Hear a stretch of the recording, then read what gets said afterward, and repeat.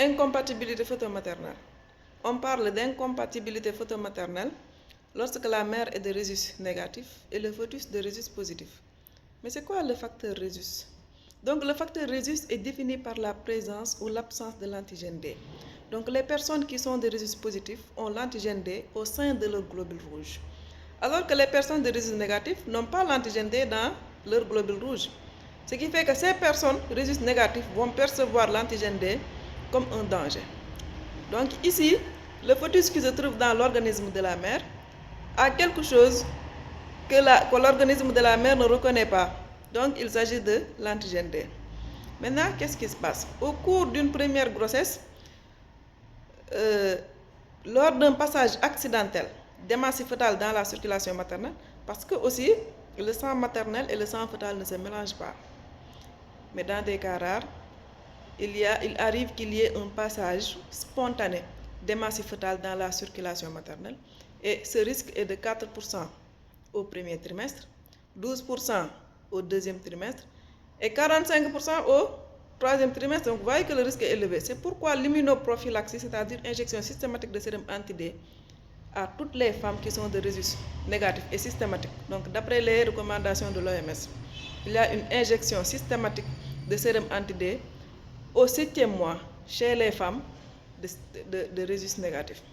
Donc au cours d'une première grossesse, lorsqu'il y a un passage accidentel d'hémorragie fœtale dans la circulation maternelle, l'organisme de la mère va réagir en fabriquant des anticorps anti-D de type IgM. Fort heureusement, les anticorps de type IgM ne peuvent pas traverser le placenta. Mais au cours des prochaines grossesses, l'organisme va réagir cette fois-ci en synthétisant des anticorps anti-D de type IgM et de type IgG. Et les anticorps de type IgG peuvent franchir le placenta et détruire les globules rouges du fœtus. Donc on parle d'alloimmunisation photomaternelle. L'alloimmunisation photomaternelle, c'est la synthèse d'anticorps maternels dirigés contre les hémorragies fœtales. Donc cela va entraîner une hémolyse fœtale responsable d'une anémie, mort fœtale in utero, ictère nucléaire à la naissance. Donc, pour prévenir une alloimmunisation photomaternelle, il faut administrer le sérum anti-D quand une situation à risque d'alloimmunisation se présente.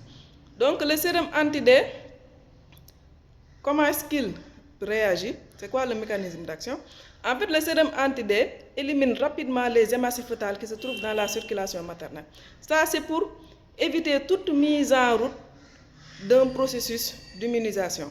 Donc, on ne voudrait pas que l'organisme de la mère reconnaisse l'antigène D. On va administrer le sérum qui va éliminer les hémorragies qui sont dans la circulation maternelle afin d'éviter une véritable synthèse par la mère d'anticorps anti-D de type IgM.